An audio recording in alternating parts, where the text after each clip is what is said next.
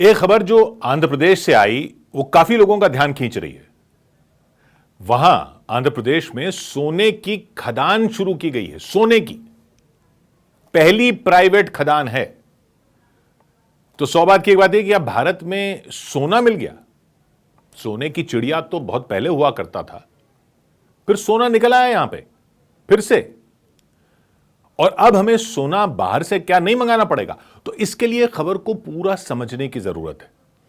आंध्र प्रदेश के कुर्नूल जिले के जोन्नागिरी गांव में देश की पहली बड़ी निजी सोने की खदान शुरू हो गई है। बल्कि जोन्नागिरी का नाम ही स्वर्णगिरी रख दिया गया है। अभी तक सोने की खदान सरकारी कंपनियां देखती थी। यह पहली खदान है, पहली बड़ी खदान जो एक प्राइवेट कंपनी को दी गई है। 400 करोड़ रुपए से ज्यादा की लागत से यह खदान शुरू की गई है। और यह ओपन पिट माइन है। ओपन पिट खदान मतलब जमीन के नीचे सुरंग बनाकर सोना नहीं निकाला जाएगा, सुरंग में जाकर नहीं जाया जाएगा नीचे। यह खुले में, जैसे बड़ा सा गड्ढा कर देते ना, बड़े मैदान जैसा गड्ढा, वैसी वाली खदान है। पूरा मैदान ऐसे पूरा खोद दिया जाएगा, उस तरीके से इसमें खुदाई होगी। रिसर्च कहती है इसमें 13 टन से ज्यादा सोना तो पक्का मिला है। 13 टन निकाला जा सकता है। आगे और खोज होती रहेगी। तो अनुमान है यहां 42 टन तक सोना हो सकता है। लेकिन एक साथ नहीं निकलेगा। सोना निकालने में बहुत टाइम लगता है। पहले साल में इससे लगभग 400 किलो सोना निकलने की उम्मीद है। फिर आगे चलकर यह बढ़कर सालाना 900 किलो से 1000 किलो यानी 1 टन तक पहुंच सकता है हर साल। तो अनुमान यह है कि पूरा प्रोजेक्ट लगभग 15 साल तक चल सकता है। आजादी के बाद यह भारत की पहली बड़ी प्राइवेट सोने की खदान है जो इतने बड़े पैमाने पर शुरू की गई है। भारत में बहुत पहले सोना जरूर निकलता रहा था।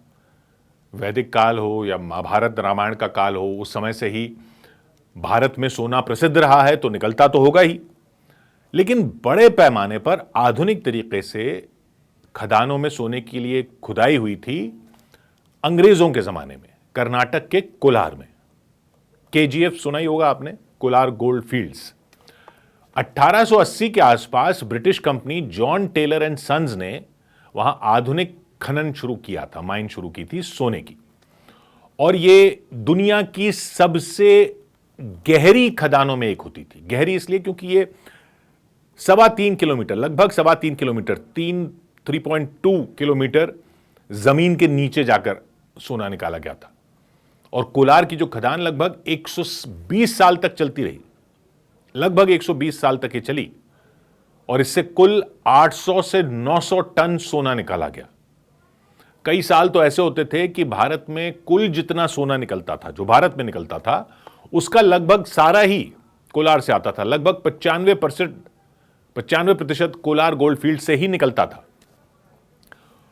ये ब्रिटिश जमाने की कंपनी को दी गई थी, ब्रिटिश कंपनी को दी गई थी अंग्रेजों के जमाने में। फिर 1956 में आजादी के बाद इसको सरकारी बना दिया गया था और भारत गोल्ड माइंस लिमिटेड नाम की सरकारी कंपनी इसको संभाल रही थी।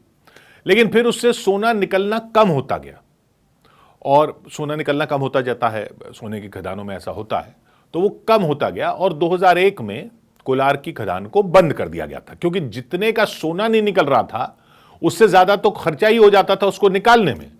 सोना निकालने में टाइम बहुत लगता है, खर्चा बहुत लगता है, और अगर सोना उतना ना निकले तो फिर वो फायदा नहीं होता। आज भी कर्नाटक के रायचूर में हुत्ती गोल्ड माइंस नाम की खदान चल रही है और कुछ छोटी छोटी खदानें देश में कई जगह चल रही हैं। लेकिन जो हुत्ती गोल्ड माइंस चल रही है वहां से हर साल लगभग 1-1.5 टन सोना निकलता है। इसके अलावा कुछ छोटे छोटे इलाके हैं। लेकिन बड़ा सोने का उत्पादन भारत में नहीं हो रहा था, क्योंकि ये 1-1.5 टन सोना सुनने में भले ही आपको लगे कि 1000 किलो है, लेकिन हमारी खपत भी तो देखिए। 1-1.5 टन हमारे लिए कुछ भी नहीं है साल का। हमारे यहां विदेश से सोना कितना आता है हर साल? 700 से 800 टन। 700-800 टन सोना आता है। अब 1 टन यहां निकलेगा तो क्या हो जाएगा? 1-1.5 टन से कुछ खास फर्क नहीं पड़ने वाला। चीन इसमें सबसे आगे हो गया है। इसमें भी चीन सबसे आगे हो गया सोने के उत्पादन में भी। वहां हर साल 370 से 380 टन सोना निकल रहा है। रूस में भी लगभग 325 टन सोना निकलता है। ऑस्ट्रेलिया तीसरे नंबर पर है, वहां 280-290 टन सोना हर साल निकलता है।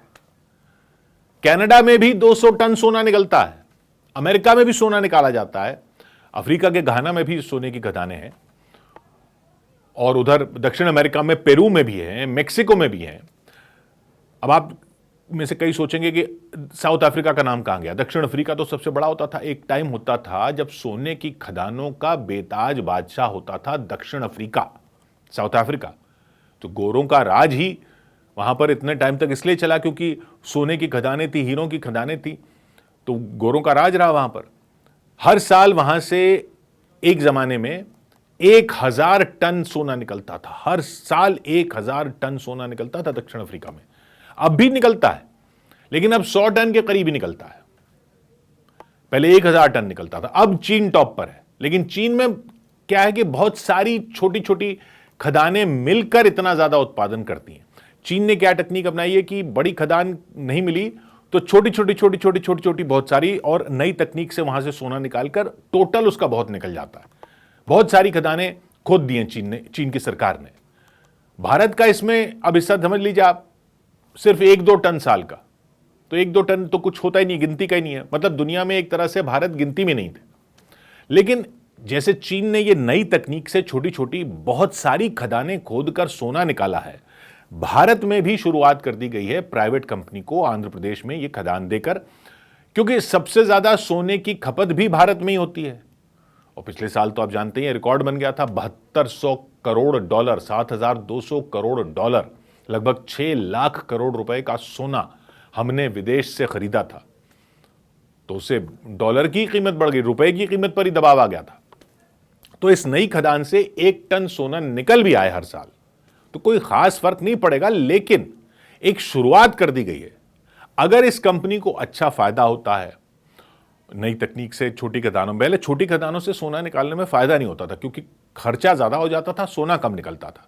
अब ये नई तकनीकों से छोटी खदानों से भी सोना निकालकर फायदा हो सकता है। अगर इस कंपनी को फायदा होता है तो और कंपनी आ सकती हैं, और उड़ीसा, मध्य प्रदेश, कर्नाटक और आंध्र के अन्य इलाकों में और खोज हो सकती है सोने की, और छोटी छोटी खदानें जोड़ के फिर बड़ा सोने का उत्पादन हो सकता है अगर ये फॉर्मूला सफल रहा तो। हालांकि पर्यावरण का ख्याल भी रखना जरूरी है, क्योंकि पानी, मिट्टी, जंगल, इस सबको नुकसान ना हो। सोने की छोटी छोटी खदानें खोद दें और इस सबको नुकसान हो जाए तब भी नुकसान ही है देश का तो। लेकिन सोना अगर कम खर्च करके निकल जाए तो देश को फायदा भी हो सकता है। पाकिस्तान ने बलूचिस्तान की रेकोडीक खदान विदेशी कंपनी को दे दी है सोना और तांबा निकालने के लिए। उसमें 1270 टन सोना होने का अनुमान है। हमारे यहां तो ये जो खदान दी गई है इसमें भी कुछ ही टन सोना है, और कह रहे हैं ज्यादा ज्यादा आगे चल के 42 टन होगा। वहां जो रेकोडीक खदान है बलूचिस्तान में 1270 टन की बात हो रही है, और हर साल 7-8 टन सोना वहां से निकलेगा। 2028 में वहां उत्पादन शुरू होने वाला है, और बाद में और बढ़ सकता है। और वहां कुछ और जगहों पर सोना होने के संकेत भी मिले हैं। लेकिन बलूचिस्तान में दिक्कत यह है कि विद्रोह चल रहा है, और वहां उसकी वजह से सारा मामला डामाडोल है।